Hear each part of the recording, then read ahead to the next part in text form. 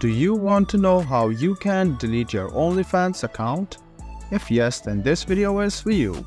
Hello and welcome to Tech Helpline. It's your host back again with yet another interesting tutorial video.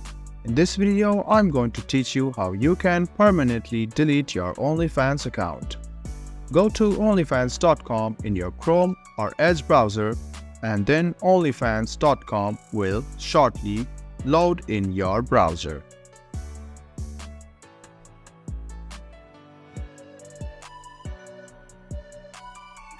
Now, what you need to do is go to My Profile and then click Edit Profile.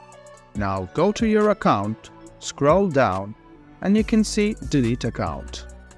Now click the verification code which you see in the image given in the left hand side and click Delete Account and click Yes Delete.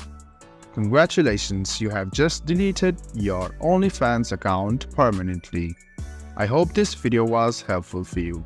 If you still have any kind of confusion, please do mention us on the comment section down below. Like the video, subscribe to the channel, and do hit the bell button for more.